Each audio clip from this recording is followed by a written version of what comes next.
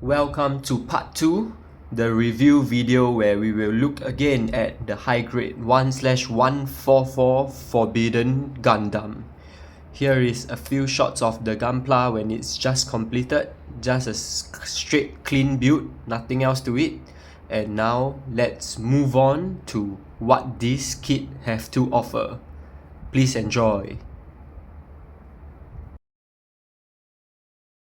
Now let's begin. Let's have a quick first look at the Forbidden Gundam. So here is the head of the Forbidden Gundam. If you have watched part 1, you can see that I have been struggling a little bit with this section of the head, and you can see a little stress line there, but it's fine. So for the head wise, there is no neck mobility, so you only get some up and down crunch and a simple left right swivel. Yep, there's nothing much to the head there. Okay, and then moving on to the body section. So there is this pieces that are mobile, you can turn them around. So these are actually for the transformation, which I will go into at the end of the video. And yep, for the body wise, it's also quite simple. There is just I wouldn't say it's a crunch, but yep, there's this slight mobility here. And then as usual with all Gundam kits, you are able to turn it left and right. Alright, and it's not a very big angle, but it does get the job done. Okay, and now moving on to the arm. So for the arm section, the shoulder and the arm is actually just one straight piece, unlike usual Gundam where you have, yep, as you can see here, it's just one piece attached that is holding everything together. So for the shoulder wise, we do get up and down tilt, okay? And then for the arm wise, there's the usual left right swivel, and then just a single elbow joint. Okay, there's only one angle at the elbow, and here we get a hand with a full range of twisting motion. And sadly for this kit, they do not come with extra hand options, which I think would be pretty good in terms of posability wise if they included it in the kit. But yep, all we get for this kit is two standard closed fist hands. And on the kit itself, yep, it's able to extend, have a full extension, and yep, works perfectly fine, able to turn and swivel well. So yep, just a set point that there is only one set of hand options that comes along with the kit. And now moving on to the leg section. So the leg section is pretty simple as well. There is some slight bending at the ankle, as you can see. And then on the feet as well, there is also some mobility here that allows it to bend even more. So it's pretty good when you are doing wide stance. And for the leg itself, the knee is just a very simple two joint. There's not, I wouldn't call it the double joint action, but yeah, as you can see, it is very minimal. So one bend here and another bend here. Other than that, I think it is fine. Looking pretty good as well. And now let's attach it back on and see the range of motion that comes along with it. So there's the side skirt here. Let me pop that back in.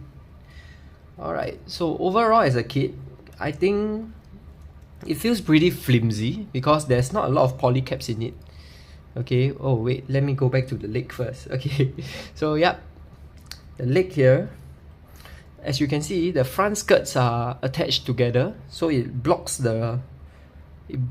quite bulky. It blocks how far the leg can go up. So this is the maximum you can go, and there is no flexibility for the back skirt. So this is the maximum you can go for the back as well. So as you can see, this kit is not one for very versatile poses because there is a limit to it. And for the side skirts wise, sideways, this is the maximum you can go. Okay, so it's quite limited in terms of mobility for this Gunpla. Yep. Okay, and overall food of thought for this, like I said previously, it's quite flimsy due to the lack of polycaps, and because of how little pieces there are, I'm quite scared to touch it too move it too vigorously, because it actually feels very flimsy. You see, here's a shake test. You can see that the legs are not really holding up too well because there's only one polycap in there. Overall wise, as you see it standing here, okay, let's do a simple shake test for now as usual. I think it's able to hold quite steadily, but let's see if that would be the case when we attach the backpack on, and whether it will be a back heavy kit. Alright, so let's move on. Alright, and now moving on to the backpack, the iconic backpack and weapon of the Forbidden Gundam. There is nothing much to it wise. It's just one full solid piece. You get some mobility here when it's doing its transformation, and this is able to turn as well. Other than that, there's these two like beam cannon thing, so it's able to move up and down and swivel in and out. Okay, so there's really nothing much to it. And now let's attach it to the Forbidden Gundam and see how it holds together. Okay, so the attachment wise, there is just two packs in here, two polycaps, and these two actually packs into the back frame of the Forbidden Gundam. Okay, so as you can see here, these are the two packs that will enter the polycaps, and these two grooves is what holds the backpack in place. Okay, so let's do a simple tug to it and get it in. Okay, so yep, it's that simple. There's nothing much to it. And yeah, this is the Forbidden Gundam and how it looks when it's completed. I would say it's pretty nice looking, very clean, but like what I mentioned previously, due to the lack of polycaps in the kit, it feels very flimsy. You see, as I shake, the leg is also moving on its own. So I don't know how this will affect the posing wise, but like I said, there's not much joint to this Gunpla initially to begin with, so I don't think I would be expecting two versatile poses from this kit. And okay, it is actually able to stand pretty well. I will give you all a side view later. And yep, so I guess we have our answer here. It's not very back heavy, able to stand very well on its own. I think it's not leaning front or back at all. Now let's do a simple shake test. Okay, yep, here is the problem, you can see. So be sure to pose it on a solid surface that is not moving too much. As you can see, just a small shake of the board and it topples.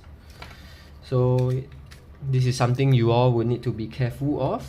And yep, let's move into further review of the Forbidden Gundam. Alright, one last look at it.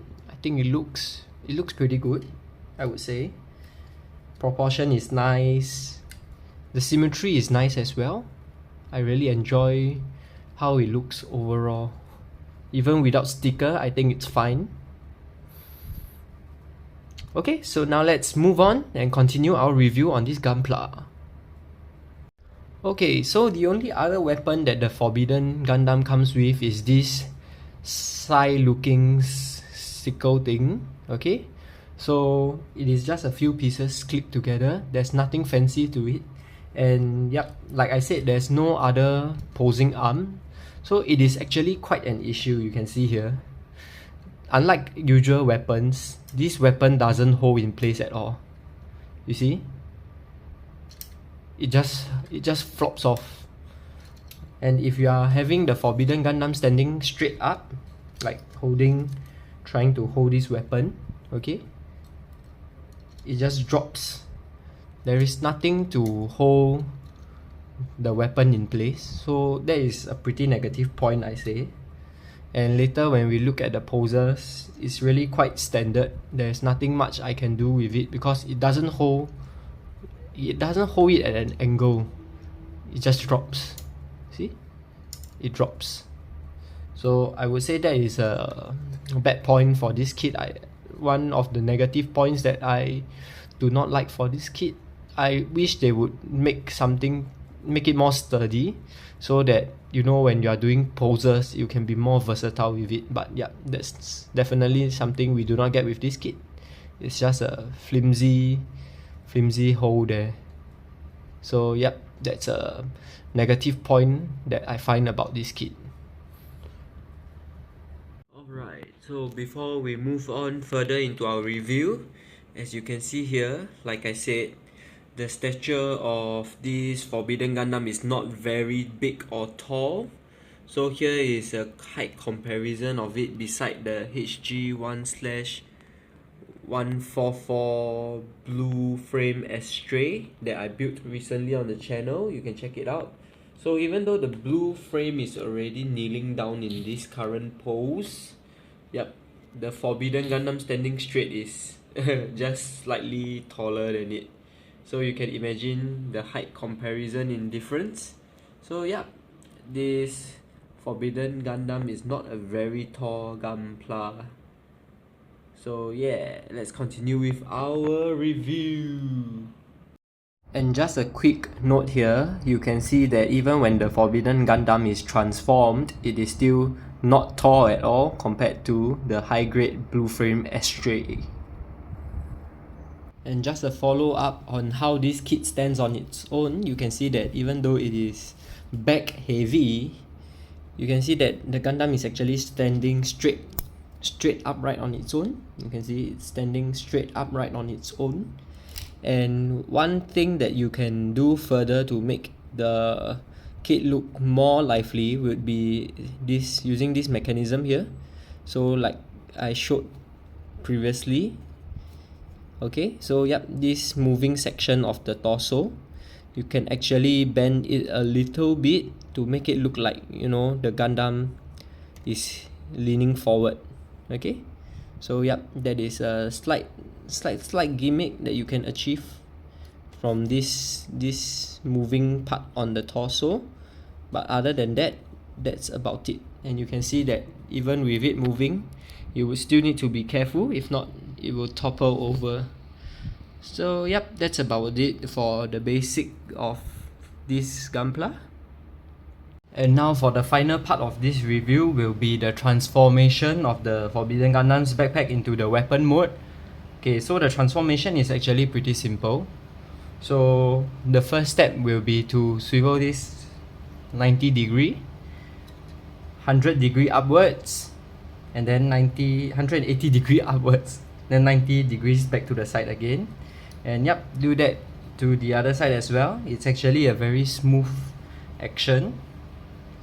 Okay, and then after that's done, so remember the groove I was telling you about when I was fixing on the backpack, these two groove area. So give it a slight wiggle. Okay, give it a wiggle. Give me a moment, getting it out. Okay, so after wiggling it a little bit, see, it's now detached. And you simply just be careful of the V-fin on the original Forbidden Gundam, and just give it a slight twist, and there you go. The armor is on, and then now the sides here will just detach like that, and then give it a, do need to take note that there is no swiveling here, so be careful with that, because if you twist it tuck it too hard, it will break. Yep, so the other side as well, and there you go. You've got the backpack of the Forbidden Gundam transformed into its weapon mode, and I would say it is looking very good indeed. And yep, it actually stands more stable than when in the backpack form. And let's do a slight shake test. You see, it doesn't fall as much. It doesn't really fall, but still do be careful with it, because of all the loose joints with the Gunpla, like I mentioned previously from the initial build. Okay, so yep, now I'll be cutting off to some sections where I review more on this form and how the Forbidden Gundam looks. Okay, so a follow-up on the transformation to this pose for the Forbidden Gundam. So from what I understand, the head within the Forbidden Gundam is supposed to be hidden during this transformation, but for the high grade one, the head is actually just left there exposed, and that is the maximum you can go for the transformation of swiveling the backpack to the top.